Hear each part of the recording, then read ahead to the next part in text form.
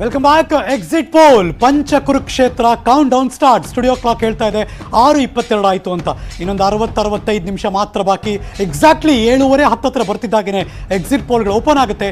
ಎಲ್ಲ ಮಾಹಿತಿಯನ್ನು ಕೂಡ ನಿಮ್ಮ ಮುಂದೆ ಇಡ್ತಿದ್ವಿ. ಫ್ಲ್ಯಾಶ್ ಬ್ಯಾಕ್, ಏನೇನಾಗಿತ್ತು, ಏನೇನಾಯಿತು, ಮುಂದೇನಾಗಬಹುದು, ಒಂದು ಮ್ಯಾಜಿಕಲ್ ವಾಲಲ್ಲಿ ಅದೆಲ್ಲವನ್ನು ಕೂಡ ನಿಮಗೆ ಎಕ್ಸ್ಪ್ಲೈನ್ ಮಾಡುವಂಥ ಪ್ರಯತ್ನ.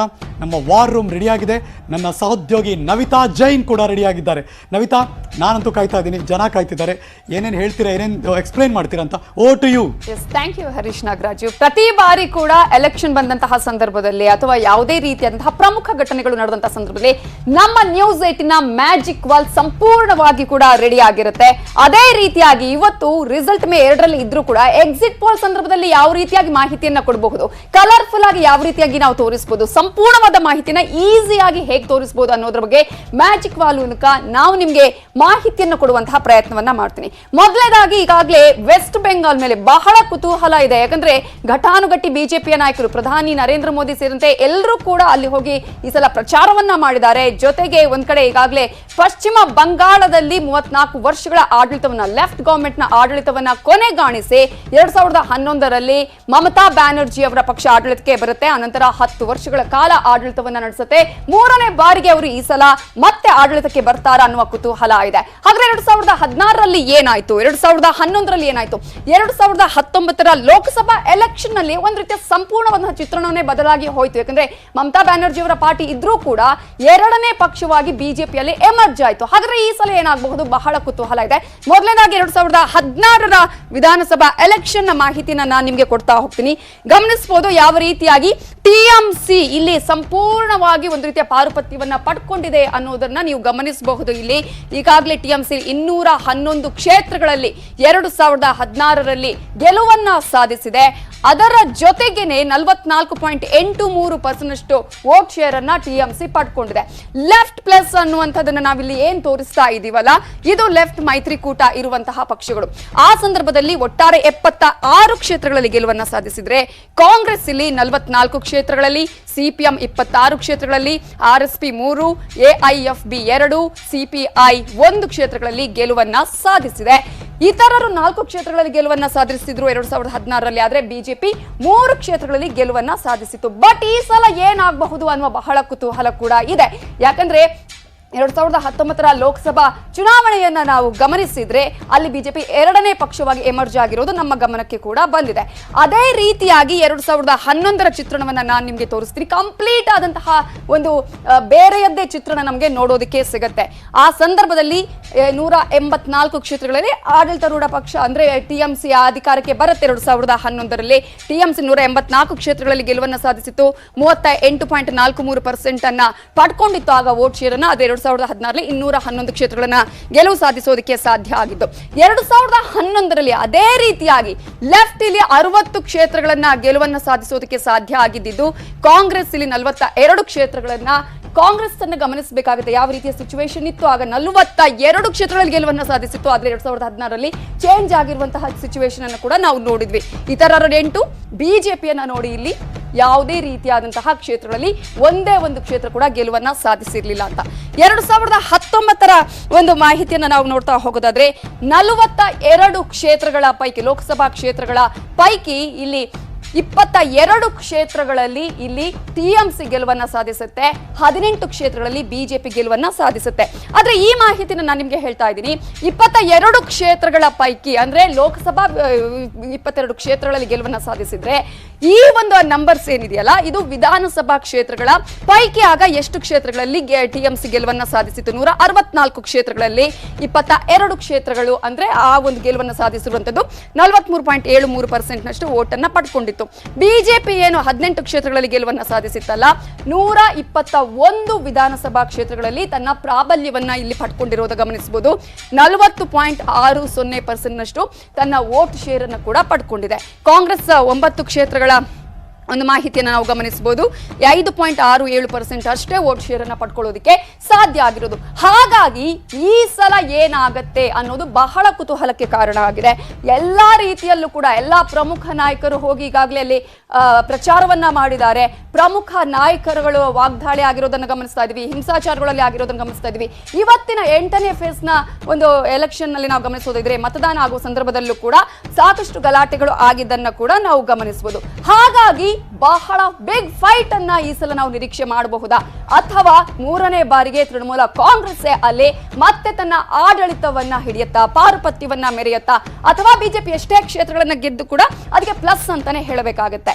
ಸೊ ಈ ಮೂಲಕ ಎಕ್ಸಿಟ್ ಪೋಲ್ ಅಲ್ಲಿ ಯಾವ ರೀತಿಯಾದಂತಹ ಒಂದು ಚುನಾವಣೋತ್ತರ ಸಮೀಕ್ಷೆ ಬರಬಹುದು, ಯಾವ ರೀತಿಯಾದಂತಹ ಉತ್ತರವನ್ನ ಜನ ಕೊಡಬಹುದು, ಇದು ರಿಸಲ್ಟ್ ಅಂತೂ ಖಂಡಿತ ಅಲ್ಲ ನಾವಿವತ್ತು ಹೇಳ್ತಾ ಇರುವಂತದ್ದು. ಹಾಗಾಗಿ ಒಂದು ರೀತಿಯಾದಂತಹ ಎಕ್ಸ್ಪೆಕ್ಟೇಷನ್ ರೀಚ್ ಆಗುತ್ತಾ ಬಿಜೆಪಿ ಅಥವಾ ತೃಣಮೂಲ ಕಾಂಗ್ರೆಸ್ ಮತ್ತೆ ಬರುತ್ತಾ, ಬಹಳ ಕುತೂಹಲ ಇದೆ ಹರೀಶ್ ನಾಗರಾಜು. Very true. ಇದೆಲ್ಲವನ್ನು ಕೂಡ ಜನ ಎದುರು ನೋಡ್ತಿದ್ದಾರೆ. Thank you so much. ತುಂಬ ಚಿಕ್ಕದಾಗಿ ತುಂಬ ಚೆನ್ನಾಗಿ ಅದನ್ನು ಎಕ್ಸ್ಪ್ಲೈನ್ ಮಾಡಿದ್ರಿ ನವಿತಾ. ಇಷ್ಟಕ್ಕೆ ನಿಮ್ಮನ್ನು ಬಿಡಲ್ಲ. I will come back to you because ಬರೀ ವೆಸ್ಟ್ ಬೆಂಗಾಲ್ ಮಾತ್ರ ಅಲ್ವಲ್ಲ, ಇನ್ನೂ ಬೇರೆ ಬೇರೆ ರಾಜ್ಯಗಳಿದೆ, ಕೇಂದ್ರಾಡಳಿತ ಪ್ರದೇಶ ಕೂಡ. I will come back to you. ಈ ಕ್ಷಣಕ್ಕೆ ಥ್ಯಾಂಕ್ ಯು ಸೋ ಮಚ್. ಈ ನಮ್ಮ ಲೈವ್ ಡಿಸ್ಕಷನ್ ಅಲ್ಲಿ ಗೆಸ್ಟ್ ಜಾಯ್ನ್ ಆಗ್ತಿರ್ತಾರೆ, ಒಬ್ಬೊಬ್ಬರಾಗಿ ಜಾಯ್ನ್ ಆಗ್ತಿರ್ತಾರೆ. ಅವ್ರ ಜೊತೆ ಮಾತಾಡೋಕೆ ಶುರು ಮಾಡ್ತೀವಿ. ಮಧ್ಯೆ ನಮ್ಮ ವಾರ್ ರೂಮ್ಗೆ ಹೋಗ್ತೀನಿ, ನವಿತಾ ಜೈನ್ ಕೂಡ ಎಕ್ಸ್ಪ್ಲೈನ್ ಮಾಡ್ತಿರ್ತಾರೆ. ಮತ್ತೆ ಲೈವ್ ಹೋಗ್ತೀವಿ. ಅಷ್ಟೊತ್ತಿಗೆ ಎಕ್ಸಿಟ್ ಪೋಲ್ ಬರೋಕ್ಕೆ ಶುರು ಆಗುತ್ತೆ. ಅದನ್ನು ನಿಮ್ಮ ಮುಂದೆ ಇಡೋ ಪ್ರಯತ್ನ ಮಾಡ್ತೀವಿ. ಒಟ್ಟಿನಲ್ಲಂತೂ ನಾನ್ ಸ್ಟಾಪ್ ಲೈವ್ ಎಲ್ಲ ಮಾಹಿತಿಯನ್ನು ಸಮಗ್ರವಾಗಿ ನಿಮ್ಮ ಮುಂದೆ ಇಡುವಂಥ ಪ್ರಯತ್ನ. ದೇಶದ ಅತಿ ದೊಡ್ಡ ನೆಟ್ವರ್ಕ್ ನ್ಯೂಸ್ 18 ಕನ್ನಡದಲ್ಲಿ ಆ ಎಲ್ಲ ಮಾಹಿತಿಗಳು ಕೂಡ ನಿಮ್ಮ ಮುಂದೆ ಇಡ್ತಾ ಇದ್ದೀವಿ. Let's go live. ಇದೀಗ ನೇರ ಸಂಪರ್ಕದಲ್ಲಿ ಜಾಯ್ನ್ ಆಗ್ತಿರೋರು ಕಾಂಗ್ರೆಸ್ನ ನಾಯಕ ಬಿ ಕೆ ಹರಿಪ್ರಸಾದ್ ಅವರು. ಸರ್ ನಮಸ್ಕಾರ, ಗುಡ್ ಈವ್ನಿಂಗ್. ಟೆನ್ಷನ್ನ ಅಥವಾ ಆತ್ಮವಿಶ್ವಾಸ ಇದೆಯಾ ಈ ಕ್ಷಣಕ್ಕೆ ನಿಮಗೆ? ಟೆನ್ಷನ್ ಏನಿಲ್ಲ. ಮಾತಾಡೋದಕ್ಕಿಂತ ಮೊದಲು ಚುನಾವಣೆಯಲ್ಲಿ 5 ಜನ ಅಭ್ಯರ್ಥಿಗಳು ಕೂಡ ಸಾವನ್ನಪ್ಪಿದ್ದಾರೆ. ಮತ್ತು ಕೋವಿಡಲ್ಲೂ ಸಹ ಭಾಳಷ್ಟು ಜನ ಪ್ರಾಣವನ್ನು ಕಳ್ಕೊಂಡಿದ್ದಾರೆ. ಅವರೆಲ್ಲರಿಗೂ ಆತ್ಮಕ್ಕೆ ಶಾಂತಿ ಸಿಗಲಿ ಅಂತ ಪ್ರಾರ್ಥನೆ ಮಾಡಿ ನಮ್ಮ ಮಾತನ್ನು ಮುಂದುವರಿಸೋಣ. ಪ್ಲೀಸ್.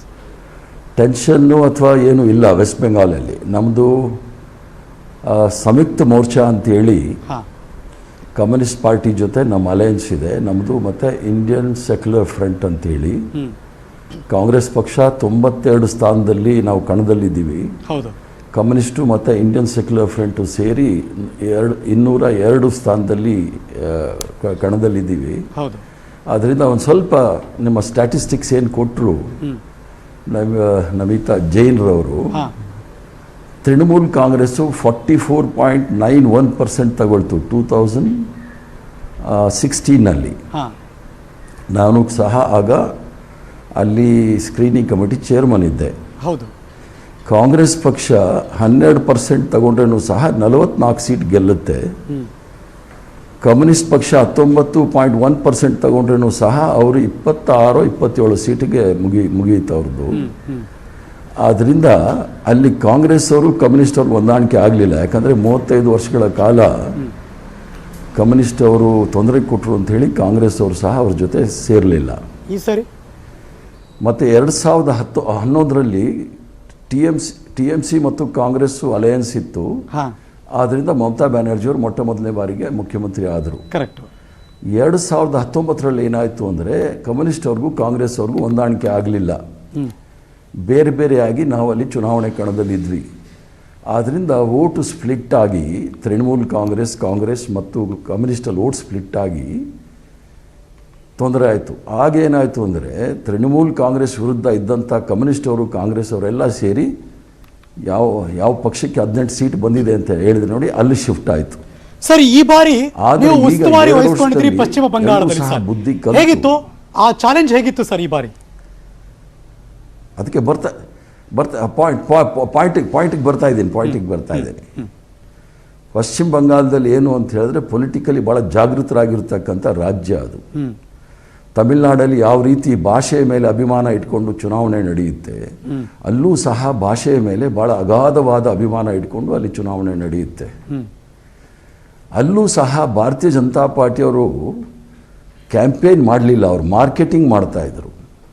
ತಾವು ಹೇಳಿದ್ರಲ್ಲ, ನಮ್ಮ ಜೈನ್ ಅವ್ರು ಹೇಳ್ತಾ ಇದ್ರು, ಎಲ್ಲ ಘಟಾನುಘಟಿ ನಾಯಕರು, ಪ್ರಧಾನಮಂತ್ರಿ, ಹೋಮ್ ಮಿನಿಸ್ಟ್ರು, 30 ಜನ ಮಂತ್ರಿಗಳು, ಅದಲ್ಲದೆ ಕರ್ನಾಟಕ ರಾಜ್ಯದ ಮಂತ್ರಿಗಳು ಸಹ ಅಲ್ಲಿದ್ದರು. ಹೌದು. ಕರ್ನಾಟಕ ರಾಜ್ಯದ ಮಂತ್ರಿಗಳು ಸಹ ಎಲ್ಲ ರಾಜ್ಯದ ಮಂತ್ರಿಗಳು ಸಹ ಅಲ್ಲಿ ಸಿಕ್ಕಿದ್ರು. ಏನ್ ಸರ್ ಅಂಡರ್ಲೈನ್ ಮಾಡಿ ಬೋಲ್ಡ್ ಅಲ್ಲಿ ಹೇಳ್ತಿದ್ರು ಮಾರ್ಕೆಟಿಂಗ್ ಮಾಡೋದು ಅಂತ, ಕ್ಯಾಂಪೇನ್ ಮಾಡಿಲ್ಲ ಅಂತ, ಹೆಂಗೆ ಸರ್ ಅದು? ಸಿಕ್ಕಿದ್ರು. ಕ್ಯಾಂಪೇನ್ ಮಾಡಲಿಲ್ಲ ಅವರು. ಅಂದ್ರೆ ಈ ಒಂದು ಪರಿಸ್ಥಿತಿಯಲ್ಲೂ ಸಹ ಕೋವಿಡ್ ಸಂದರ್ಭದಲ್ಲಿ ಒಂದೇ ಒಂದು ದಿವಸ ಮನೆಯಿಂದ ಈಚೆ ಬಂದಿದ್ದಲ್ಲ ನರೇಂದ್ರ ಮೋದಿ ಅವರು. ಬಿಹಾರ್ ಚುನಾವಣೆಯಲ್ಲಿ ಈಚೆ ಬಂದರು. ತದನಂತರ ಇಲ್ಲಿ ವೆಸ್ಟ್ ಬೆಂಗಾಲಲ್ಲಿ ತಮಿಳುನಾಡು ಕೇರಳ ಬಿಡಿ, ವೆಸ್ಟ್ ಬೆಂಗಾಲ್ ಅಲ್ಲದೆ ಕ್ಯಾಂಪೇನ್ ಮಾಡೋಕ್ಕೆ ಇವರು ಮಾರ್ಕೆಟಿಂಗ್ ಮಾಡೋಕ್ಕೆ ಬಾಂಗ್ಲಾದೇಶ್ ಕೊಟ್ಟೋದ್ರು. ಜೀವನ ಪೂರ್ತಿ ಬಾಂಗ್ಲಾದೇಶಿ ಗುಸ್ಬೈಟಿ NRC CIA ಅಂತ ಇದ್ದವರು ಅಲ್ಲಿ ತುಟಕ್ ಪಿಟಿಕ್ ಅಂದಿಲ್ಲ ಚುನಾವಣೆಯಲ್ಲಿ. ಅಂದರೆ ಇವ್ರು ಡಬಲ್ ಸ್ಟ್ಯಾಂಡರ್ಡ್ ಯಾವ ರೀತಿ ಇದೆ ನೋಡಿ. ಹೇಗಾದರೂ ಮಾಡಿ ಎಲೆಕ್ಷನ್ ಗೆಲ್ಲಬೇಕು, ಅವ್ರದ್ದು ಅಜೆಂಡಾ ಒಂದೇ. ಆದರೆ ಏನು ಅವಸರದಲ್ಲಿ ಸಾಧ್ಯನೇ ಇಲ್ಲ. ಭಾರತೀಯ ಜನತಾ ಪಕ್ಷಕ್ಕೆ ನಾವು ಬಿಡಲ್ಲ, ಈ ಬಾರಿ ನಾವು ಅನ್ಕೊಂಡಿರೋ ಹಾಗೆ ನಾವು ಸೀಟ್ಗಳನ್ನ ಗೆಲ್ತೀವಿ. ಇದು ಆತ್ಮವಿಶ್ವಾಸದ ಮಾತು ಸನ್ಮಾನ್ಯ BK ಹರಿಪ್ರಸಾದ್ ಅವ್ರದ್ದು. Welcome back to sir. ವಾಪಸ್ ಬರ್ತೀನಿ, ನಿಮ್ಮ ಜೊತೆ ಮಾತಾಡ್ತೀನಿ. ಒಂದು ಚಿಕ್ಕ ಬ್ರೇಕ್ ತಗೊಂಡ್ಬರ್ತೀನಿ, ಎಲ್ಲೂ ಹೋಗದೆ ಕಾಯ್ತಾ ಇರಿ. Welcome back. ನಿಮ್ಮ ನ್ಯೂಸ್ 18 ಕನ್ನಡದಲ್ಲಿ ಎಕ್ಸಿಟ್ ಪೋಲ್, ಪಂಚ ರಾಜ್ಯಗಳ 4 ರಾಜ್ಯ 1 ಕೇಂದ್ರಾಡಳಿತ ಪ್ರದೇಶ, ಪಂಚ ಕುರುಕ್ಷೇತ್ರದ ಎಲ್ಲ ಲೈವ್ ಅಪ್ಡೇಟ್ಸ್ಗಳನ್ನು ಕೊಡ್ತಾ ಇದ್ದೀವಿ. ನಮ್ಮ ಜೊತೆ ಗೆಸ್ಟ್ ಕೂಡ ಜಾಯ್ನ್ ಆಗಿದ್ದಾರೆ. ಒಬ್ಬರು ಪಶ್ಚಿಮ ಬಂಗಾಳದ ಚುನಾವಣೆ ಉಸ್ತುವಾರಿ ವಹಿಸಿಕೊಂಡಂತಹ ಶ್ರೀ ಹರಿಪ್ರಸಾದ್ ಅವರು, ಮಗದೊಬ್ಬರು ಈ ಕ್ಷಣಕ್ಕೆ ಲೈವ್ ಜಾಯ್ನ್ ಆಗ್ತಿರೋರು ಭಾರತೀಯ ಜನತಾ ಪಕ್ಷದ ಮಾಜಿ ಪರಿಷತ್ತಿನ ಸದಸ್ಯರು ಸನ್ಮಾನ್ಯ ಅಶ್ವಥ್ ನಾರಾಯಣ್ ಅವರು. ನಮಸ್ಕಾರ ಅಶ್ವಥ್ ನಾರಾಯಣ್ ಸರ್, ಇವತ್ತಿನ ಈ ಸ್ಪೆಷಲ್ ಎಪಿಸೋಡ್ಗೆ ನಿಮಗೆ ಸ್ವಾಗತ. ಕುತೂಹಲ ಯಾವ ಮಟ್ಟದಲ್ಲಿದೆ ಈಗ ನಿಮಗೆ? ಸರ್, ಒಂದು ಫಸ್ಟ್ ಟೈಮ್ ಈ ಒಂದು ರಾಜ್ಯಗಳ ಚುನಾವಣೆಯಲ್ಲಿ ವಿಶೇಷವಾಗಿ ಗಮನ ಸೆಳೆದಿರ್ತಕ್ಕಂಥದ್ದು ವೆಸ್ಟ್ ಬೆಂಗಾಲಿನ ರಾಜಕಾರಣ ಇಡೀ ದೇಶದ ಗಮನವನ್ನು ಸೆಳೆದಿದೆ. ಸತ್ಯ. ಒಂದು ಸನ್ಮಾನ್ಯ BK ಹರಿಪ್ರಸಾದ್ ಅವರು ಮಾತಾಡ್ತಾ ನಾನು ಇವಾಗ ಕೇಳಿಸ್ಕೊಂಡೆ. ಇದು ಏನಾಗಿದೆ, ಇಡೀ ದೇಶದಲ್ಲಿ ಕಾಂಗ್ರೆಸ್ಗೆ ಕೇವಲ ಬಿಜೆಪಿನ ವಿರೋಧ ಮಾಡೋದಷ್ಟೇ ಮಾತ್ರಕ್ಕೆ ಅವ್ರಿಗೆ ಒಂದು ಪಾಯಿಂಟ್ ಆಗಿದೆ. ಆದ್ರೆ ವೆಸ್ಟ್ ಬೆಂಗಾಲಿನ ಗವರ್ಮೆಂಟಿನ ಇವ್ರು ಒಪ್ಕೊಂಡಂಗೆ ಇವ್ರ ಲೆಕ್ಕ, ಮಮತಾ ಬ್ಯಾನರ್ಜಿ ಅವರ ಗವರ್ಮೆಂಟ್ನ ಇವರು 100% ಒಪ್ಕೊಂಡಂಗೆ ಲೆಕ್ಕ. ಒಂದು ಕಾಂಗ್ರೆಸ್ ವಿರೋಧ ಪಕ್ಷದಲ್ಲಿ ಇದ್ಕೊಂಡು ರಾಜ್ಯ ಸರ್ಕಾರ ಮಾಡ್ತಾ ಇರ್ತಕ್ಕಂಥ ಹವ್ಯಾವರದ ಬಗ್ಗೆ, ಭ್ರಷ್ಟಾಚಾರದ ಬಗ್ಗೆ ಒಂದು ಹೋರಾಟ ಮಾಡಿಲ್ಲ. ಇಲ್ಲಿ ಈಗಾಗಲೇ ಒಂದು ಆಡಳಿತ ವಿರೋಧಿಯರೇ ಪಶ್ಚಿಮ ಬಂಗಾಳದಲ್ಲಿ ವ್ಯಾಪಕವಾಗಿ ಹಬ್ಬಿರ್ತಕ್ಕಂಥದ್ದು ಭ್ರಷ್ಟಾಚಾರದಿಂದ ಹಿಡ್ಕೊಂಡು ಅಲ್ಲಿರ್ತಕ್ಕಂಥ ತುಷ್ಟೀಕರಣ ನೀತಿಯಿಂದ ಹಿಡ್ಕೊಂಡು ರಾಜ್ಯದ ಜನತೆಗೆ ಬೇಸತ್ತಿದ್ದಾರೆ ವೆಸ್ಟ್ ಬೆಂಗಾಲ್ ಮಮತಾ ಬ್ಯಾನರ್ಜಿ ಅವರ ಆಡಳಿತವನ್ನು. ಇವರು ಅವ್ರ ಜೊತೆ ಸೇರ್ಕೊಂಡು ಅವ್ರ ಪರವಾಗಿ ಇವ್ರು ಮಾತಾಡ್ತಾರೆ ಅಂತ ಹೇಳಿದ್ರೆ, ಎಲ್ಲಿ ಇದು ಕೇವಲ ಬಿಜೆಪಿಯ ವಿರೋಧವಾಗಿ ಮಾತಾಡೋದು ಅಷ್ಟೇ ಹೊರತು ಕಾಂಗ್ರೆಸ್ಸಿನ ನಡವಳಿಕೆ ಈ ದೇಶದಲ್ಲಿ ಕಾಂಗ್ರೆಸ್ಸಿನ ಕಾಂಟ್ರಿಬ್ಯೂಷನ್ ಏನು? ಅಶ್ವಥ್ ನಾರಾಯಣ್ ಸರ್, ಡೈರೆಕ್ಟ್ ನಿಮಗೆ ಬುಲೆಟ್ ಪಾಯಿಂಟ್ಸ್ ಕೇಳ್ತೀನಿ, ಸೋ ದಟ್ ಹರಿಪ್ರಸಾದ್ ಅವರು ಕೂಡ ರಿಯಾಕ್ಷನ್ ಕೊಡ್ಬೋದು. ನಮಗೆ ಈ ಎಲ್ಲ ಪ್ರಯಾರಿಟಿಗಳು 1, 2, 3 ಪಾಯಿಂಟ್ಸ್ ಆ ಭಾಗದಲ್ಲಿ ಆಡಳಿತಾರೂಢ ಅಲೆ ಇತ್ತು, ಹಾಗಾಗಿ ನಾವು ಅದನ್ನ ಎನ್ಕ್ಯಾಶ್ ಮಾಡ್ಕೋತೀವಿ. ಏನ್ ಸರ್ ಬಿಜೆಪಿಗೆ ಏನು ಅಡ್ವಾಂಟೇಜ್ ಆಗುತ್ತೆ ಸರ್ ಆ ಜಾಗದಲ್ಲಿ? ಅಲ್ಲಿ ಒಂದು ಆಡಳಿತ ಪಕ್ಷದ ವಿರೋಧಿ ಎಲ್ಲ ಇದೆ, ವ್ಯಾಪಕ ಭ್ರಷ್ಟಾಚಾರ ಇದೆ, ತುಷ್ಟೀಕರಣ ನೀತಿ ಇದೆ, ಬಾಂಗ್ಲಾ ಪರವಾಗಿ ತೆಗೆದುಕೊಂಡಿರ್ತಕ್ಕಂಥ ಕೆಲವು ನಿಲುವುಗಳು, ರೈತರ ಈ ಒಂದು APMC ಮತ್ತೊಂದು ರೈತರ ಕಾಯ್ದೆಗಳ ಬಗ್ಗೆ ಸುಮ್ಮನೆ ಬೇರೆ ಯಾರ ಜೊತೆ ಸೇರ್ಕೊಂಡು ವಿರೋಧ ಮಾಡಿರ್ತಕ್ಕಂಥ ರೈತರೇ ಒಪ್ಕೊಂಡು, ಇಡೀ ದೇಶದ ರೈತರು ಒಪ್ಕೊಂಡಿದೆ. ಈ ತರ ಕೇವಲ ಕೇಂದ್ರ ಸರ್ಕಾರ ವಿರೋಧಕ್ಕೋಸ್ಕರ ವಿರೋಧ ಮಾಡ್ತಾ ಇದ್ದಾರೆ ಹೊರತು ಪಾಸಿಟಿವ್ ಥಿಂಗ್ಸ್ ಇವ್ರು ಒಪ್ಕೊಳ್ತಾನೆ ಇಲ್ಲ. ಮತ್ತೆ ಅದ್ರ ಜೊತೆನಲ್ಲಿ ಇಡೀ ಮಮತಾ ಬ್ಯಾನರ್ಜಿ ಅವರ ಕಳೆದ 5 ವರ್ಷಗಳಲ್ಲಿ ವ್ಯಾಪಕ ಭ್ರಷ್ಟಾಚಾರ, ಗೂಂಡಾಗಿರಿ, ಇವತ್ತೇನು ಕಮ್ಯುನಿಸ್ಟರು ಹಿಂದೆ ಯಾವ ರೀತಿ ಗೂಂಡಾಗಿರಿಯನ್ನ ಮಾಡ್ತಿರೋ ಅದೇ ಗೂಂಡಾಗಿರಿಯನ್ನ ಇವತ್ತು ವೆಸ್ಟ್ ಬೆಂಗಾಲ್ ಮಾಡ್ತಾ ಇದೆ. ಯಾವ ಮಮತಾ ಬ್ಯಾನರ್ಜಿ ಅವರು ಕಾಂಗ್ರೆಸ್ಸಿನ ಗೂಂಡಾಗಿರಿಯನ್ನ ವಿರೋಧ ಮಾಡಿ, ವೆಸ್ಟ್ ಬೆಂಗಾಲಿನ ಗೂಂಡಾಗಿರಿಯನ್ನ ವಿರೋಧ, ವೆಸ್ಟ್ ಬೆಂಗಾಲಲ್ಲಿ ಕಮ್ಯುನಿಸ್ಟಿನ ಗೂಂಡಾಗಿರಿ ವಿರೋಧ ಮಾಡಿ ಪಕ್ಷವನ್ನು ಈಚೆ ಬಂದ್ರು, ಕಾಂಗ್ರೆಸ್ ಇಂದ ಈಚೆ ಬಂದ್ರು. ಇವತ್ತು ಅವ್ರ ಜೊತೆ ಸೇರ್ಕೊಂಡು ಇವತ್ತು ಬಿಜೆಪಿ ವಿರುದ್ಧವಾಗಿ ಮಾತಾಡ್ತಾರಲ್ಲ, ಕಾಂಗ್ರೆಸ್ ಯಾವ ರೀತಿ ಪ್ಲಸ್ ಪಾಯಿಂಟ್ ಇದೆ? ಜನ ಅವ್ರ ಕಡೆ ಓಟ್ ಹಾಕಲ್ಲ, ಭಾರತೀಯ ಜನತಾ ಪಕ್ಷಕ್ಕೆ ಜನ ಈ ಸಲ ಒಲವು ತೋರಿಸ್ತಾರೆ ಅನ್ನೋದು ಅಶ್ವಥ್ ನಾರಾಯಣ್ ಅವರ ನಂಬಿಕೆ, ಆತ್ಮವಿಶ್ವಾಸ. ಹರಿಪ್ರಸಾದ್ ಸರ್, ನಿಮ್ಮ ಜೊತೆ ವಾಪಸ್ ಬರ್ತೀನಿ ನಾನು, ಬಿಕಾಸ್ ಇನ್ನೂ ಹಲವಾರು ಆಯಾಮಗಳನ್ನ ನಿಮಗೆ ತೋರಿಸ್ಬೇಕು ನಿಮ್ಮಿಬ್ಬರಿಗೂ ಕೂಡ. ನನ್ನ ಸಹೋದ್ಯೋಗಿ Navita Jain welcome back to sir. Election war room ಅಲ್ಲಿ ಇದ್ದಾರೆ. ಮ್ಯಾಜಿಕಲ್ ವಾಲ್ ಓಪನ್ ಆಗಿದೆ. ನೇರವಾಗಿ ದಕ್ಷಿಣ ಭಾರತದ ತಮಿಳುನಾಡು, ಮಗದೊಂದು ರಾಜ್ಯ ಒಂದ್ಸರಿ ಈ ಪಕ್ಷ ಬಂದರೆ ನೆಕ್ಸ್ಟ್ ಎಲೆಕ್ಷನ್ನೇ ಇನ್ನೊಂದು ಪಕ್ಷ ಗ್ಯಾರಂಟಿ ಬರುತ್ತೆ. ಎರಡನೇ ಸರಿ ಆಯ್ಕೆ ಮಾಡೋ ಸೀನೇ ಇಲ್ಲ. ಅದು ತಮಿಳುನಾಡಿನ ಸ್ಪೆಷಾಲಿಟಿ. ಈ ಬಾರಿ ಏನು ಹೇಳುತ್ತೆ? Over to you Navita Jain. Thank you Harish. ನೀವು ಹೇಳದ ಹಾಗೆ ಪ್ರತಿ ಬಾರಿ ಕೂಡ ತಮಿಳುನಾಡಿನಲ್ಲಿ ಇಂತಹದ್ದೇ ಒಂದು ಚೇಂಜಸ್ ಅನ್ನ ನಾವು ನೋಡೋದಕ್ಕೆ ಸಾಧ್ಯ ಆಗಿದೆ. ಆದ್ರೆ 10 ವರ್ಷಗಳಲ್ಲಿ ಆ ರೀತಿಯಾದಂತಹ ಚೇಂಜಸ್ ಆಗಿದೆಯಾ ಅನ್ನೋದನ್ನ ನಾವು ನೋಡಿದ್ರೆ ಖಂಡಿತವಾಗ್ಲೂ ಇಲ್ಲ ಅಂತ ಹೇಳಬಹುದು ಅಂತ ಹೇಳಿ. ಯಾಕಂದ್ರೆ ಈ ಸಲದ ಒಂದು ಎಲೆಕ್ಷನ್ ನೋಡಿದ್ರೆ ಜಯಲಲಿತಾ ಅವರು ಇಲ್ಲದಂತಹ ಒಂದು ಎಲೆಕ್ಷನ್ ಅನ್ನ ಈ ಸಲ ತಮಿಳುನಾಡಿನಲ್ಲಿ ನಾವು ಗಮನಿಸಬಹುದು. ಹಾಗಾದ್ರೆ ಏನಾಗಿದೆ 2016ರಲ್ಲಿ, 2011ರಲ್ಲಿ, 2019ರಲ್ಲಿ ಯಾವ ರೀತಿಯಾಗಿ ಚೇಂಜಸ್ ಆಯ್ತು? ಅದೇ ಚೇಂಜಸ್ ಈ ಸಲದ ಎಲೆಕ್ಷನ್ ನಲ್ಲಿ ರಿಸಲ್ಟ್ ಬರುತ್ತಾ? ಬಹಳ ಕುತೂಹಲ ಕೂಡ ಇದೆ. ನೋಡೋಣ ಯಾವ ರೀತಿಯಾಗಿ ಚುನಾವಣೋತ್ತರ ಸಮೀಕ್ಷೆಗಳು ಉತ್ತರವನ್ನ ಕೊಡುತ್ತೆ ಅಂತ ಹೇಳಿ. 2016ರ ಒಂದು ಚಿತ್ರಣವನ್ನ ನಿಮ್ಮ ಮುಂದೆ ಇಡ್ತಾ ಇದ್ದೀನಿ. 2016ರ ಈ ಒಂದು ವಿಧಾನಸಭಾ ಎಲೆಕ್ಷನ್ ನ ರಿಸಲ್ಟ್ ಅನ್ನ ನಾವು ಗಮನಿಸೋದಾದ್ರೆ ಕಂಪ್ಲೀಟ್ ಆದಂತಹ ಕಲರ್ಫುಲ್ ಚಿತ್ರಣವನ್ನ ನೀವು ಗಮನಿಸಬಹುದು. ಇಲ್ಲಿ ಎಐಎಡಿಎಂಕೆ ಇಲ್ಲಿ 136 ಕ್ಷೇತ್ರಗಳಲ್ಲಿ ಗೆಲುವನ್ನ ಸಾಧಿಸಿದೆ. 40.87% ವೋಟ್ ಶೇರ್ ಅನ್ನ ಪಕ್ಷ ಪಡ್ಕೊಂಡಿರುವಂತದ್ದು. ಡಿಎಂಕೆ ಪ್ಲಸ್ 98 ಕ್ಷೇತ್ರಗಳಲ್ಲಿ ಗೆಲುವನ್ನ ಸಾಧಿಸಿರೋದನ್ನ ನೋಡಬಹುದು. ಡಿಎಂಕೆ 89 ಕ್ಷೇತ್ರಗಳಲ್ಲಿ, ಕಾಂಗ್ರೆಸ್ 8 ಕ್ಷೇತ್ರಗಳಲ್ಲಿ ಮೈತ್ರಿಕೂಟವನ್ನ ನಾವಿಲ್ಲಿ ಗಮನಿಸಬಹುದು. ಐಯುಎಂಎಲ್ 1 ಯಾವುದೇ ಕ್ಷೇತ್ರಗಳಲ್ಲಿ ಎಂಟಿಎಂಕೆ ಮತ್ತು ಪಿಟಿ ಗೆಲುವನ್ನ ಸಾಧಿಸದೆ ಇರುವಂತದ್ದು. ಇಲ್ಲಿ ಡಿಎಂಕೆ ಮೈತ್ರಿಕೂಟ ಏನಿದೆ 39.63% ವೋಟ್ ಶೇರ್ ಅನ್ನ ಪಡ್ಕೊಂಡಿರೋದನ್ನ ನಾವು ಗಮನಿಸಬಹುದು. ಇತರರು 15.47% ವೋಟ್ ಶೇರ್ ಅನ್ನ ಪಡ್ಕೊಂಡಿರೋದನ್ನ ಕೂಡ ನಾವು ಗಮನಿಸಬೇಕಾಗುತ್ತೆ. ಹಾಗೇನೆ 2011ರಲ್ಲಿ ಹಾಗಾದ್ರೆ ಏನಾಯ್ತು ಅನ್ನೋದನ್ನ ಕೂಡ ಒಂದ್ಸಲ ನಾವು ನೋಡಬಹುದು. 2011ರ ಚಿತ್ರಣವನ್ನ ನಾನು ನಿಮ್ಗೆ ತೋರಿಸ್ತಾ ಇದ್ದೀನಿ. 2011ರಲ್ಲಿ ಸಂಪೂರ್ಣವಾದಂತಹ ಇಲ್ಲಿ ಚಿತ್ರಣವನ್ನ ನೀವು ಗಮನಿಸಬಹುದು. ಅಲ್ಲಲ್ಲಿ ಒಂದಷ್ಟೇ ಯೆಲ್ಲೋ ಕಲರ್ ನಿಮ್ಗೆ ಏನು ಕಾಣಿಸ್ತಾ ಇದೆಯಲ್ಲ, ಡಿಎಂಕೆ ಪಡ್ಕೊಂಡಂತಹ ಸೀಟ್ಗಳ ಸಂಖ್ಯೆ ಇದು ತೋರಿಸ್ತಾ ಇದೆ. ಅದನ್ನ ಹೊರತುಪಡಿಸಿದ್ರೆ ಆಲ್ಮೋಸ್ಟ್ ಎಐಎಡಿಎಂಕೆನೆ 203 ಕ್ಷೇತ್ರಗಳಲ್ಲಿ, ಅಂದ್ರೆ ಮೈತ್ರಿಕೂಟವನ್ನ ನಾವು ಕೂಡ ಸೇರಿಸಿ ಹೇಳೋದಾದ್ರೆ 203 ಕ್ಷೇತ್ರಗಳಲ್ಲಿ 51.87% ಆಫ್ ವೋಟ್ ಶೇರ್ ಅನ್ನ ಕೂಡ ಪಡ್ಕೊಂಡಿರುತ್ತೆ. ಡಿಎಂಕೆ ಅಲ್ಲಿ ಅಂದ್ರೆ ಮೈತ್ರಿಕೂಟ 31 ಕ್ಷೇತ್ರಗಳಲ್ಲಿ 23 ಡಿಎಂಕೆ, ಕಾಂಗ್ರೆಸ್ 5, 3 ಪಿಎಂಕೆ ಪಡ್ಕೊಳ್ಳುವುದನ್ನು ಗಮನಿಸಬಹುದು. ಈ ಸಲ ನಾವು ಎಡಿಎಂಕೆ ಮತ್ತು ಪಿಎಂಕೆ, ಎಐಡಿಎಂಕೆ ಮತ್ತು ಬಿಜೆಪಿ ಈ ಸಲ ಒಟ್ಟಿಗೆ ಇರೋದನ್ನ ಕೂಡ ನಾವು ಗಮನಿಸಬಹುದು. ಹಾಗಾಗಿ 2011ರಲ್ಲೂ ಕೂಡ ಇಂತಹ ಒಂದು ಚಿತ್ರಣವನ್ನು ಗಮನಿಸಿದ್ವಿ. ಆದ್ರೆ ಪ್ರತಿ ಬಾರಿ ಕೂಡ ಆ ತರದ ಸಿಚುವೇಶನ್ ಇರೋದಿಲ್ಲ. ನಾವು ತಮಿಳುನಾಡಿನಲ್ಲಿ ನೋಡಿದ್ರೆ 2019ರ ಲೋಕಸಭಾ ಎಲೆಕ್ಷನ್ ಅನ್ನ ನಾವು ಗಮನಿಸಿದ್ರೆ ಸಂಪೂರ್ಣವಾದ ಚಿತ್ರಣ ನಿಮ್ಗೆ ಇಲ್ಲಿ ಗೊತ್ತಾಗುತ್ತೆ. ಚೇಂಜ್ ಆಗಿರೋದನ್ನ ನಾವು ಗಮನಿಸಬಹುದು. 39 ಲೋಕಸಭಾ ಕ್ಷೇತ್ರಗಳ ಪೈಕಿ 38 ಡಿಎಂಕೆಯ ಪಾಲಾಗಿರೋದನ್ನು ಗಮನಿಸಿದ್ವಿ. ಹಾಗಾದ್ರೆ ಈ ಸಲ ಏನಾಗಬಹುದು? ಬಹಳ ಕುತೂಹಲಕ್ಕೆ ಕಾರಣ ಆಗಿದೆ ಹರೀಶ್. Thank you Navita Jain. ತಮಿಳುನಾಡು ಬಗ್ಗೆ ಒಂದಷ್ಟು ಮಾಹಿತಿಯನ್ನು ಕೊಟ್ಟಿದ್ದೀರಿ. Let's go live. ನಮ್ಮ ಜೊತೆ ನೇರ ಸಂಪರ್ಕದಲ್ಲಿರುವಂತಹ ಶ್ರೀ ಹರಿಪ್ರಸಾದ್ ಅವರು ಮತ್ತು ಅಶ್ವಥ್ ನಾರಾಯಣ ಅವರಿಬ್ಬರ ಜೊತೆ ಮಾತಾಡೋಕೆ ಶುರು ಮಾಡ್ತೀನಿ. ಸರ್, ಒನ್ಸ್ ಅಗೈನ್ ಪಶ್ಚಿಮ ಬಂಗಾಳ ಒಂದು ಮಾತಾಡ್ತಿದ್ದೀವಿ, ನಿಜ ಇಲ್ಲ, ಬಿಕಾಸ್ ಅದೇ ಒಂದು ದೊಡ್ಡ ಪ್ರೆಸ್ಟೀಜ್ ಇಶ್ಯೂ.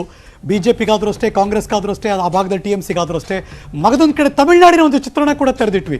ಎನಿ ಎಕ್ಸ್ಪೆಕ್ಟೇಷನ್ ನಿಮ್ಮಿಬ್ಬರಿಗೆ ಏನಾದರೂ? ಓಟು ಶ್ರೀ ಹರಿಪ್ರಸಾದ್ ಅವರು. ಒಂದೇ ಒಂದು ಪಾಯಿಂಟ್ ಕ್ಲಾರಿಫೈ ಮಾಡ್ತೀನಿ ಪ್ಲೀಸ್. ಅಶ್ವಥ್ ನಾರಾಯಣ್ ಅವ್ರು ಹೇಳಿದ್ರು ಕಾಂಗ್ರೆಸ್ ಪಕ್ಷಕ್ಕೆ ಬಿಜೆಪಿ ಅವ್ರನ್ನೇ ಸೋಲ್ಸೋದು ಒಂದು ಕೆಲಸ ಅಂತ. ಅದು ಹೌದು. ಆದರೆ ನಾವು ಯಾವತ್ತೂ ಕಮ್ಯುನಿಸ್ಟ್ ಅವ್ರ ಜೊತೆ ಸೇರ್ಕೊಂಡು ಸರ್ಕಾರಗಳು ಮಾಡಿದ್ರಲ್ಲ 89ನಲ್ಲಿ, 77ನಲ್ಲಿ ಕಮ್ಯುನಿಸ್ಟ್ ಅವರು ಬಿಜೆಪಿ ಅವರ ಒಟ್ಟಿಗೆ ಸೇರ್ಕೊಂಡಿದ್ರು. ಆವಾಗೇನು ಮಾಡ್ತಾ ಇದ್ರಂತೆ, ಕಮ್ಯುನಿಸ್ಟ್ ಅವ್ರ ವಿರುದ್ಧ 35 ವರ್ಷಗಳ ಕಾಲ ವೆಸ್ಟ್ ಬೆಂಗಾಲಲ್ಲಿ ಏನಾದರೂ ಸತತವಾಗಿ ಹೋರಾಟ ಮಾಡಿದರೆ ಅದು ಕಾಂಗ್ರೆಸ್ ಪಕ್ಷನೇ. ಆಗ ಮಮತಾ ಬ್ಯಾನರ್ಜಿ ಅವರು ಕೂಡ ನಮ್ಮ ಯೂತ್ ಕಾಂಗ್ರೆಸ್ ಅಧ್ಯಕ್ಷರಾಗಿದ್ದರು. ಆದ್ದರಿಂದ ಹೋರಾಟ ಮಾಡಿಲ್ಲ ಅಂಥೇಳಿ ಇವರು ಎಲ್ಲಿಂದ ಅವ್ರಿಗೆ ವಿಚಾರಗಳಿಗೆ ಗೊತ್ತಾಗಿದೆಯೋ ನನಗೆ ಗೊತ್ತಿಲ್ಲ. ನಮ್ಮಿರ್ತಕ್ಕಂಥದ್ದು ಒಂದು ಮೈತ್ರಿಕೂಟ, ಕಮ್ಯುನಿಸ್ಟು, ಕಾಂಗ್ರೆಸ್ಸು, ISF ಅಂತ ಇದ್ದೀವಿ. ನಾವು 92 ಸ್ಥಾನದಲ್ಲಿ ನಾವು ಫೈಟ್ ಮಾಡ್ತಾ ಇರೋದು. ನಾವು ಸರ್ಕಾರಕ್ಕೆ ಬರ್ತೀವಿ ಅಂತ ಹೇಳೋವಂಥ ಮುಟ್ಟಾಳ ಅಲ್ಲ ನಾನು. ಸೊ ಅವ್ರು ಸ್ವಲ್ಪ ಹೋಮ್ವರ್ಕ್ ಮಾಡ್ಕೊಂಡು ಬಂದು ಹೇಳೋದು ಉತ್ತಮ. ಜನಗಳನ್ನ ತಪ್ಪದಾರಿ ಎಳೆಯೋದು ಬೇಡ. ಇವರು ಅಷ್ಟೆಲ್ಲ ಹೇಳೋರು ಪ್ರಧಾನಮಂತ್ರಿಗಳು ರೈತರಿಗೆ ಏನು ಮಾಡಿದ್ದಾರೆ, ಕಾರ್ಮಿಕರಿಗೆ ಏನು ಮಾಡಿದ್ದಾರೆ, ಕೋವಿಡಲ್ಲಿ ವಲಸೆ ಕಾರ್ಮಿಕರಿಗೆ ಏನು ಮಾಡಿದ್ದಾರೆ, NRC ಬಗ್ಗೆ ಏನು ಅವ್ರ ಸ್ಟ್ಯಾಂಡು, ಅಷ್ಟೆಲ್ಲ ಬಾಂಗ್ಲಾದೇಶದ ಬಗ್ಗೆ ಹೇಳ್ತಿಲ್ಲ ನಾನು. ಬಟ್ ನನ್ನ ಪ್ರಶ್ನೆ ಏನಪ್ಪಾ ಅಂದ್ರೆ, ಈ ಬಾರಿ ಎಲೆಕ್ಷನ್ ಟೈಮ್ ನಲ್ಲಿ ಇವೆಲ್ಲ ಪರಿಗಣನೆಗೆ ಬರುತ್ತಾ ಅಂತ ನನ್ನ ಪ್ರಶ್ನೆ. ನೋಡಿದ್ರ ಸರ್ ಹರಿಪ್ರಸಾದ್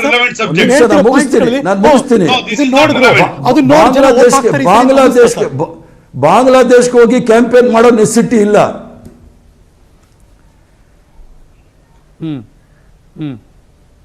ಇದು ಭಾರತ ದೇಶದಲ್ಲಿ ಪಶ್ಚಿಮ ಬಂಗಾಳದಲ್ಲಿ ಚುನಾವಣೆಗೆ ನೀವು ಬಾಂಗ್ಲಾದೇಶ್ಗೆ ಹೋಗಿ ಪ್ರಚಾರ ಮಾಡ್ತೀರಲ್ವಾ, ಅದು ಯಾವ ದೇಶದ ಸಂಸ್ಕೃತಿ ಅನ್ನೋದೇ ನಮ್ಗೆ ಅರ್ಥ ಆಗೋದಿಲ್ಲ. ಅಶ್ವಥ್ ಸರ್, ಎನಿ ರಿಯಾಕ್ಷನ್ ಚಿಕ್ಕದಾಗ ಅದಕ್ಕೆ? ಇದು ಚುನಾವಣೆಗೋಸ್ಕರ ಬಾಂಗ್ಲಾದೇಶಕ್ಕೆ ಹೋಗಿರತಕ್ಕಂಥ ವಿಚಾರ ಅಲ್ಲ. ಇದ್ರದ್ದು ಒಂದು ದೇಶ ಮತ್ತೊಂದು ದೇಶದಲ್ಲಿ ದ್ವಿಪಕ್ಷೀಯ ಮಾತುಕತೆಗಳು ನಡೆಯುವಂತ ಸಂದರ್ಭದಲ್ಲಿ ಕೆಲವೊಂದು ರಾಜಕೀಯ ಪ್ರಕ್ರಿಯೆಗಳು ನಡೀತದೆ. ಇವತ್ತು ಇಂಡಿಯನ್ಸ್ ಅಮೆರಿಕಾದಲ್ಲಿ ಇರುವಂತಹ ಸಂದರ್ಭದಲ್ಲಿ ಇಂಡಿಯನ್ಸ್ ವೋಟರ್ಸ್ ನ ಬಹಳ ಅಪೀಲ್ ಮಾಡ್ಕೊಳ್ತಾರೆ. ಅಮೆರಿಕಾದಲ್ಲಿ ಯಾವುದೇ ಅಧ್ಯಕ್ಷರ ಸ್ಥಾನಕ್ಕೆ ಚುನಾವಣೆ ನಿಂತ್ಕೊಂಡಾಗ ಅದು ನಾವು ಭಾರತಕ್ಕೆ ಬಂದು ಓಟನ್ನ ಕೇಳ್ತಾ ಇದ್ದಾರೆ, ಬೇಡ್ತಾ ಇದ್ದಾರೆ ಅನ್ನುವಂಥದ್ದಲ್ಲ. ಇದು ಈ ದೇಶದ ಪ್ರಧಾನಮಂತ್ರಿ ಬಾಂಗ್ಲಾದೇಶ ಜೊತೆ ಒಂದು ದ್ವಿಪಕ್ಷೀಯ ಮಾತುಕತೆ ಹೋದಂತ ಸಂದರ್ಭದಲ್ಲಿ ಆ ಸಂದರ್ಭದಲ್ಲಿ ಚುನಾವಣೆ ನಡೀತಾ ಇರತಕ್ಕಂಥ ಸಂದರ್ಭದಲ್ಲಿ ಹೋಗಿದ್ದಾರೆ. ದ್ವಿಪಕ್ಷೀಯ ಮಾತುಕತೆಗಳು ನಡೆಯುವಂತ ಸಂದರ್ಭದಲ್ಲಿ ಹೋಗ್ತಾರೆ ಬರ್ತಾರೆ. ಹಂಗಂದಟ್ಟಿಗೆ ಎಲೆಕ್ಷನ್ಸ್ ಕ್ಯಾಂಪೇನ್ಗೋಸ್ಕರ ಬಾಂಗ್ಲಾಗ್ ಹೋಗಿದ್ದಾರೆ ಅನ್ನತಕ್ಕಂಥ ಪರಿಸ್ಥಿತಿ ಬಂದಿರಲಿಲ್ಲ. ಬಿಜೆಪಿಯವರು ತಮಿಳುನಾಡು ಒಂಚೂರು ಹೇಳಿದ್ಮೇಲೆ ಬಿಜೆಪಿಯವರು ಏನೇ ಎಕ್ಸ್ಪೆಕ್ಟೇಷನ್ ತಮಿಳುನಾಡು ಕಡೆಯಿಂದ ಈ ಬಾರಿ? ಅಲ್ಲ, ಖಂಡಿತ ಸರ್. ಈ ಸಲ ನೋಡಿ, ನಾವು ಝೀರೋ ಇಂದ ನಾವಲ್ಲಿ ವರ್ಕೌಟ್ ಮಾಡ್ಕೊಂಡ್ ಬಂದಿದೀವಿ. ಈ ಸಲ ಎಡಿಎಂಕೆ ಜೊತೆ ನಮ್ಮ ಅಲಿಯನ್ಸ್ ಆಗಿ ಕೆಲಸವನ್ನು ಮಾಡ್ಕೊಂಡ್ ಬಂದಿದೀವಿ. ಕಾಂಗ್ರೆಸ್ ಸುಮಾರು ದಶಕಗಳ ಕಾಲ ಆಡಳಿತ ನಡೆಸಿರ್ತಕ್ಕಂಥದ್ದು ಇವತ್ತು ಮೊದಲನೇ ಸಲ ದೇಶದಲ್ಲಿ, ನಾನು 40 ವರ್ಷದ ರಾಜಕಾರಣದಲ್ಲಿ ನನ್ನ ಒಂದು ಅನುಭವದಲ್ಲಿ ಫಸ್ಟ್ ಟೈಮ್ ಡಿಎಂಕೆ ಕರುಣಾನಿಧಿ, ಎಡಿಎಂಕೆ ಜಯಲಲಿತಾ ಇಲ್ಲದೆ ಇರತಕ್ಕಂಥ ಮೊದಲನೇ ಚುನಾವಣೆ ತಮಿಳುನಾಡು. ಈ ಸಲ ಒಂದು ವಿಶೇಷತೆಯಂತೆ ಕೂಡಿರ್ತಕ್ಕಂಥ ಚುನಾವಣೆ. ಈ ಚುನಾವಣೆಯಲ್ಲಿ ಭಾರತೀಯ ಜನತಾ ಪಾರ್ಟಿ ಪ್ರಾರಂಭಿಕ ಹಂತದಲ್ಲಿ ನಾವು ಈ ಸಲ ಪಾಸಿಟಿವ್ ಥಿಂಗ್ಸ್ ಅನ್ನು ಒಳ್ಳೊಳ್ಳೆ ರಿಸಲ್ಟ್ ಗಳನ್ನ ಈ ಸಲ ನಾವು ನೋಡ್ತಕ್ಕಂಥ ಕಾಂಗ್ರೆಸ್ ಏನ್ ಎಕ್ಸ್ಪೆಕ್ಟೇಷನ್ ಇದೆ? ಚಿಕ್ಕದಾಗಿ ನಿಮ್ಮ ಉತ್ತರ ತಮಿಳುನಾಡು ಬಗ್ಗೆ. ಕಾಂಗ್ರೆಸ್ ಏನ್ ನಮ್ಮ ಮೈತ್ರಿಕೂಟ ಇದೆ, ಡಿಎಂಕೆ ಜೊತೆ ನಮ್ಮ ಮೈತ್ರಿಕೂಟ ಇದೆ, ಹೌದು, ಅಲ್ಲಿ ಸುನಾಮಿ ಬರುತ್ತೆ. ಡಿಎಂಕೆ ಪ್ರಚಂಡ ಬಹುಮತದಿಂದ ಗೆಲ್ಲೋದ್ರಲ್ಲಿ ಏನು ಸಂಶಯ ಬೇಕಾಗಿಲ್ಲ. ಬಿಜೆಪಿ ಅಕೌಂಟ್ ಓಪನ್ ಮಾಡೋದು ಕಷ್ಟ ಆಗ್ಬೋದು ಈ ಸಲಿಯಲ್ಲಿ. ಸೊ ಸ್ಟಾಲಿನ್ ಅಧಿಕಾರ ಹಿಡಿತಾರೆ ನಿಮ್ಮ ಪ್ರಕಾರ? 100% ಓಕೆ, ಕಮ್ ಬ್ಯಾಕ್ ಟು ಅವ್ರು 200 ಟಚ್ ಮಾಡಿದ್ರೆ ನೀವು ಆಶ್ಚರ್ಯ ಬೀಳ್ಬೇಕಾದಿಲ್ಲ. ಎಡಿಎಂಕೆ ಇರಿ, MGR ಜಯಲಲಿತಾ ಹೋದ್ಮೇಲೆ ಎಡಿಎಂಕೆ ವೀಕೆಸ್ಟ್ ಪಾಯಿಂಟ್ ಅಲ್ಲಿ ಇದ್ದಿದ್ದು. ಇವರೇನಾದ್ರೂ ಭಾರತೀಯ ಜನತಾ ಪಾರ್ಟಿ, ನ್ಯಾಷನಲ್ ಪಾರ್ಟಿ ಅವ್ರದ್ದು ವಿಶ್ವಗುರು ಏನಾದರೂ ಅಸರ್ಟ್ ಮಾಡಿ ಅಲ್ಲಿ ಓಟ್ ತಗೋಬೇಕಾಗಿತ್ತು. ಅವ್ರು 20 ಸೀಟ್ ಮೇಲೆ ತಗೊಳಕ್ಕಾಗಲಿಲ್ಲ ಎಡಿಎಂಕೆ ಅವ್ರ ಜೊತೆ. ನಾವು 57 ವರ್ಷ ಆಯಿತು ನಾವಲ್ಲಿ ಸರ್ಕಾರವನ್ನು ಕಳ್ಕೊಂಡು, ಕಾಂಗ್ರೆಸ್ ಪಕ್ಷದವರು ತಮಿಳುನಾಡಲ್ಲಿ. ನಾವು ಯಾವುದಾದ್ರೂ ಒಂದು ಪಕ್ಷದ ಜೊತೆ ಅಲಯನ್ಸ್ ಮಾಡಿಕೊಂಡೆ ಅಲ್ಲಿ ಚುನಾವಣೆ ಮಾಡ್ಕೊಂಡು ಬಂದ್ವಿ. ಈ ಸಲ ಚುನಾವಣೆ ಇದೆ ನೋಡಿ, ಇದು ಲಿಟ್ಮಸ್ ಟೆಸ್ಟ್ ಇದು. ಯಾಕಂದ್ರೆ ಹೊಸ ನಾಯಕತ್ವ, ಬಿಜೆಪಿನಲ್ಲೂ ಹೊಸ ಇದು ಎಡಿಎಂಕೆನಲ್ಲೂ ಹೊಸ ನಾಯಕತ್ವ, ಡಿಎಂಕೆನಲ್ಲೂ ಹೊಸ ನಾಯಕತ್ವ. ತಮಿಳುನಾಡು ಭಾಗದಲ್ಲಿ ಹೊಸ ಗಾಳಿ, ಹೊಸ ಅಲೆ ಹೇಳುತ್ತೆ ಅಂತ ನಿಮ್ಮ ವಿಶ್ವಾಸ ವ್ಯಕ್ತಪಡಿಸಿದ್ದೀರಿ. ಅಲ್ಲಿ ಕಮ್ ಬ್ಯಾಕ್ ಟು ಸರ್, ನಿಮ್ಮ ಜೊತೆ ವಾಪಸ್ ಬರ್ತೀನಿ ನಾನು ಮಾತಾಡೋಕ್ಕೆ. ಮತ್ತೊಂದು ಚಿಕ್ಕ ಬ್ರೇಕ್ ತಗೊಂಡ್ಬರ್ತೀನಿ. ಕೌಂಟ್ ಡೌನ್ ಮುಂದಕ್ಕೆ ಹೋಗ್ತಾ ಇದೆ. 7 ಗಂಟೆ 10 ಆಗ್ತಾ ಬಂತು. 7:15 ಸುಮಾರಿಗೆ ಎಕ್ಸಿಟ್ ಪೋಲ್ ಓಪನ್ ಆಗುತ್ತೆ. ಎಲ್ಲ ಅಪ್ಡೇಟ್ಸ್ ಮಾಹಿತಿನ ನಿಮ್ಮ ಮುಂದೆ ಇಡ್ತೀವಿ. ಚಿಕ್ಕ ಬ್ರೇಕ್ ಆದ್ಮೇಲೆ ಕಾಯ್ತೇವೆ. Welcome back. Exit poll Panchakurukshetra. ಈ ಕ್ಷಣ ಹಲವಾರು ಭಾಗದ ಡಿಸ್ಕಷನ್ ನಿಮ್ಮ ಮುಂದೆ ಇಡ್ತಾ ಇದ್ದೀವಿ. ಮತ್ತೆ ನಾನೀಗ ವಾರ್ ರೂಮ್ಗೆ ಹೋಗ್ತಾ ಇದ್ದೀನಿ, ಎಲೆಕ್ಷನ್ ವಾರ್ ರೂಮ್. ನನ್ನ ಸಹೋದ್ಯೋಗಿ ನವಿತಾ ಜೈನ್ ಇದ್ದಾರೆ. ಕೇರಳದ ಸ್ಥಿತಿಗತಿ ಏನು ಅಂತ ಕೇಳೋದಕ್ಕೆ. ಅಲ್ಲಿ ತ್ರಿಕೋನ ಸ್ಪರ್ಧೆ, ಒಂದು ಕಡೆ ಭಾರತೀಯ ಜನತಾ ಪಕ್ಷ, ಇನ್ನೊಂದು ಕಡೆ ಕಾಂಗ್ರೆಸ್, ಜೊತೆಗೆ UDF, ಇನ್ನೊಂದು ಕಡೆ ಆಡಳಿತ ಮಾಡ್ತಿರುವಂಥ LDF. ಮತ್ತೆ LDF ಅಧಿಕಾರಕ್ಕೆ ಬರೋಕ್ಕೆ ಸಾಧ್ಯ ಆಗುತ್ತಾ ಅಥವಾ ಓವರ್ಟೇಕ್ ಬೇರೆಯವ್ರು ಮಾಡ್ತಾರಾ? BJP ಒಂದಷ್ಟು ಸ್ಥಾನಗಳನ್ನು ತೆಗೆದುಕೊಂಡ್ರೆ ಯಾರು ಡೇಂಜರ್ ಆಗ್ತಾರೆ ಅನ್ನೋದೇ ಬಹಳ ಕುತೂಹಲ. Over to you Navita Jain. Yes, thank you. 2011, 2016ರಲ್ಲಿ ಬೇರೆ ಬೇರೆ ಪಕ್ಷಗಳು ಆಡಳಿತ ನಡೆಸಿದ್ದನ್ನ ನಾವೀಗಾಗಲೇ ನೋಡ್ತಾ ಇದ್ದೀವಿ. ಹಾಗಾಗಿ ಈ ಸಲದ ಒಂದು ಚಿತ್ರಣವನ್ನ ಏನಾಗಬಹುದು ಅನ್ನುವಂತಹ ಕುತೂಹಲ ಕೂಡ ಇದೆ. 2019ರ ಈ ಒಂದು ಲೋಕಸಭಾ ಎಲೆಕ್ಷನ್ ನಲ್ಲೂ ಕೂಡ ಚೇಂಜಸ್ ಆಗುವಂತಹ ಸಾಧ್ಯತೆಗಳು ಇತ್ತ. ಹಾಗಾದ್ರೆ ಅದು ಈ ಸಲದ ಒಂದು ಫಲಿತಾಂಶದ ಮೇಲೆ ಪರಿಣಾಮ ಬೀರುತ್ತಾ ಅನ್ನೋದು. ನಾನು ಕ್ವಿಕ್ ಆಗಿ 2016ರ ರಿಸಲ್ಟ್ ಅನ್ನ ನಿಮಗೆ ತೋರಿಸ್ತಾ ಇದ್ದೀನಿ. 2016ರಲ್ಲಿ 140 ಕ್ಷೇತ್ರಗಳ ಪೈಕಿ ಇಲ್ಲಿ LDF 91 ಕ್ಷೇತ್ರಗಳಲ್ಲಿ ಗೆಲುವನ್ನ ಸಾಧಿಸಿದೆ. 40.70% ವೋಟ್ ಶೇರ್ ಅನ್ನ ಪಡ್ಕೊಂಡಿರುವಂತದ್ದು. UDF 47 ಕ್ಷೇತ್ರಗಳಲ್ಲಿ ಗೆಲುವು, 37.78% ಪಡ್ಕೊಂಡಿದೆ. ಬಿಜೆಪಿ ಇಲ್ಲಿ ಒಂದು ಕ್ಷೇತ್ರದಲ್ಲಿ ಗೆಲುವನ್ನ ಸಾಧಿಸಿರುವುದನ್ನ ಕೂಡ ನಾವು ಗಮನಿಸಬಹುದು. ಇತರರು ಒಂದು ಕ್ಷೇತ್ರದಲ್ಲಿ ಗೆಲುವನ್ನ ಸಾಧಿಸಿರುವುದನ್ನು ಗಮನಿಸಬಹುದು. 2016ರಲ್ಲಿ 2019ರ ಲೋಕಸಭಾ ಎಲೆಕ್ಷನ್ ಅಲ್ಲಿ ಏನಾಯ್ತು ಅನ್ನೋದನ್ನ ನಾವು ಗಮನಿಸಿದ್ರೆ, UDF ಇಲ್ಲಿ 20 ಕ್ಷೇತ್ರಗಳ ಪೈಕಿ ಈಗಾಗಲೇ ಅಲ್ಲಿ 18 ಕ್ಷೇತ್ರಗಳಂದ್ರೆ 17 ಕ್ಷೇತ್ರಗಳನ್ನ ಕೂಡ ಅಲ್ಲಿ ಪಡ್ಕೊಂಡಿರೋದನ್ನ ನಾವು ಗಮನಿಸಬಹುದು. ಹಾಗೆಯೇ ಅಲ್ಲಿ ಎಡಪಕ್ಷಗಳಾದಂತಹ LDF 2 ಕ್ಷೇತ್ರಗಳನ್ನ ಕೂಡ ಪಡ್ಕೊಂಡಿದೆ. ಹಾಗಾಗಿ ಈ ಸಲ ಚಿತ್ರಣ ಬದಲಾಗತ್ತಾ ಅನ್ನುವಂತಹ ಕುತೂಹಲ ಕೂಡ ಇದೆ. ವೋಟಿಂಗ್ ಶೇರ್ ಅನ್ನು ಗಮನಿಸಿದ್ರೆ 120 ಕ್ಷೇತ್ರಗಳಲ್ಲಿ UDF ಅಂದ್ರೆ ನಾವು ವಿಧಾನಸಭಾ ವಿಧಾನಸಭೆಯ ಕ್ಷೇತ್ರಗಳ ಬಗ್ಗೆ ನಾವಿಲ್ಲಿ ಸರಾಸರಿಯಾಗಿ ಹೇಳ್ತಾ ಇದ್ದೀವಿ.